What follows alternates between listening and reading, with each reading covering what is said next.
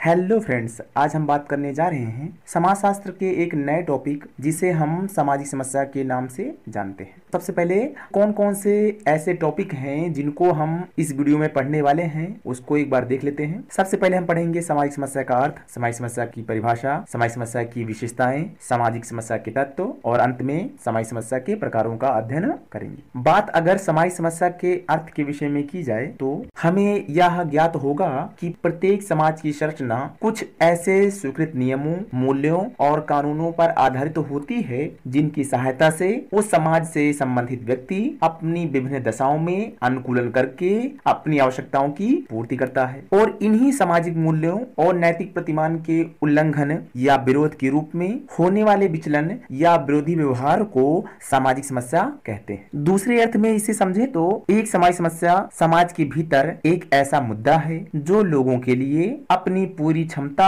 हासिल करना मुश्किल बना देता है।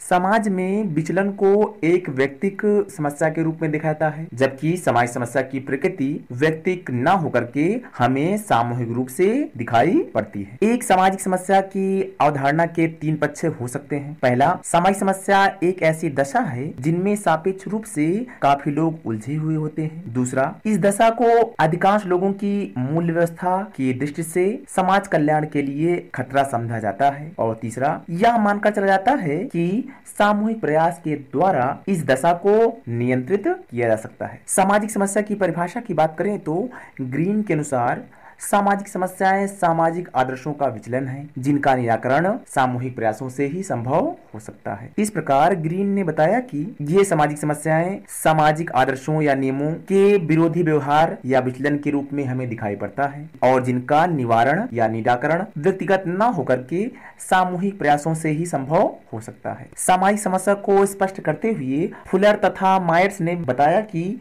सामाजिक समस्या वह दशा है जिसे अधिकांश व्यक्तियों के द्वारा उन सामाजिक प्रतिमानों अथवा आदर्श नियमों से विचलन के रूप में देखा जाता है जिन्हें वह अपने लिए आवश्यक मानते हैं। सामाजिक समस्याओं की विशेषताओं की बात करें तो पहली विशेषता, सामाजिक समस्याओं का तात्पर्य सभी समस्याओं से नहीं होता बल्कि इनका संबंध उन्हीं समस्याओं से होता है जो एक विशेष समाज की संरचना से संबंधित होती है। भौगोलिक अथवा जैविकीय क्षेत्र से संबंधित समस्याओं को सामाजिक समस्या नहीं कहा जा सकता। दूसरी विशेषता, सामाजिक समस्या एक ऐसी दशा है जो समुदाय में बहुत से व्यक्तियों के विचलित व्यवहारों अथवा समाज या राज्य द्वारा स्वीकृत नियमों के उल्लंघन के रूप में हमें देखने को मिलती है। तीसरी विशेषता, सामाजिक समस्या में सामूहिकता का तत्व निहित होता है। इसी कारण एक या कुछ व्यक्तियों के जीवन में उत्पन्न होने वाली बाधा या असंतुलन को सामाजिक समस्या नहीं कहा जा सकता। चौथी विशेषता, सामाजिक समस्या का संबंध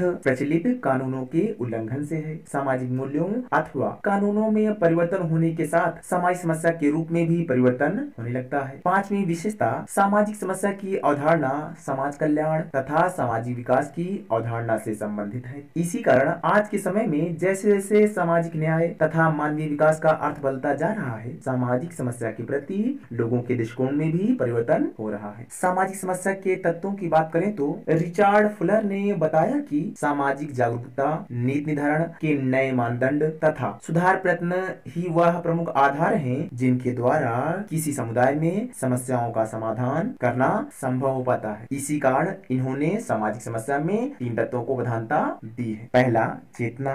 चेतना समाज के अधिकांश लोगों के विश्वास को संदर्भित करता है। समाज की ऐसी स्थिति समाज में मान्यता प्राप्त और संस्थागत मानदंडों के विपरीत व्यवहार है और इसे हटाने और उन्मूलन के लिए उचित प्रयासों की आवश्यकता है, अन्यथा यह समाज को विघटित या नष्ट कर सकता है। दूसरा, नीति निर्धारण। समाज में सामाजिक समस्याओं के अस्तित्व को स्वीकार करने के बाद इसके निवारण और उन्मूलन के लिए लोगों से सुझाव मांगे जाते हैं और समितियों का गठन किया जाता है और उनके द्वारा सुझाए गए कई सुझावों में से कुछ सुझावों के व्यवहारिक पहलुओं को ध्यान रखते हुए सामाजिक समस्या के समाधान और उन्मूलन के लिए वांछित प्रयास किए जाते हैं और उक्त विषय में एक स्पष्ट नीति निर्धारण की जाती है। तीसरा, सुधार, सामाजिक समस्या के उपयुक्त साधन का निर्धारण करने के बाद उनका व्यवहारिक उपयोग किया जाता है और वांछित या आवश्यक सुधार लाने का प्रयास किया जाता है। सामाजिक समस्याओं के प्रकारों को समझने से पहले यह जान लेना आवश्यक है कि सामाजिक समस्याओं की प्रकृति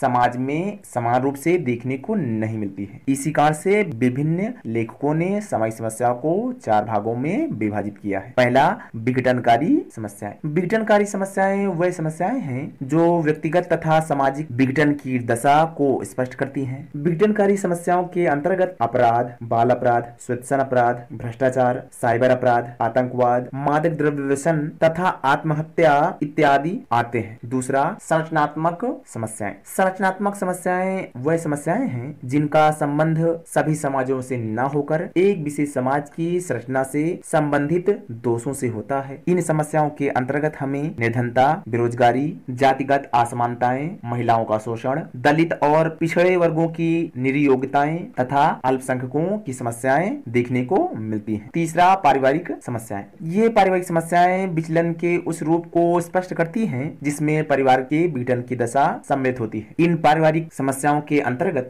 दहेज, घरेलू हिंसा, विवाह विच्छेद, अंतःपीढ़ी तथा अंतरपीढ़ी तनाव या संघर्ष तथा वृद्धजनों की समस्याएं हमें देखने को मिलती हैं। चौथा, विकास जनित समस्याएं। वर्तमान समय में सभी देशों के आर्थिक विकास के विभिन्न कार्यक्रमों, तेजी से बढ़ते हुए औद्योगिकरण तथा वैश्वीकरण के फलस्वरूप ऐसी समस्याओं की उत्पत्ति या प्रादुर्भाव हुआ है जिन्होंने समाज ही नहीं राष्ट्र और संपूर्ण मानवता के सामने एक नई चुनौती पैदा की है और इन्हें ही हम विकास जनित समस्याएं कहते हैं। इन विकास परियोजनाओं के कारण विस्थापन अर्थात जब कोई व्यक्ति अथवा समूह किसी कारण से अपने स्थायी स्थान से हटा दिया जाता है तो इस क्रिया को विस्थापन कहते हैं, जबकि हटाए गए व्यक्ति को विस्थापित कहते हैं। उदाहरण के लिए भारत में बड़े बड़े बांधों के बनाए जाने से उसके समीप आने वाले डूबते क्षेत्रों में गांव तथा बस्तियों की सुरक्षा की दृष्टि से किसी अन्य क्षेत्र में बसाया जाता है तो यह विस्थापन का उदाहरण है। पुनर्वास, यह पुनर्वास वह प्रक्रिया है जो दैनिक जीवन के कामों में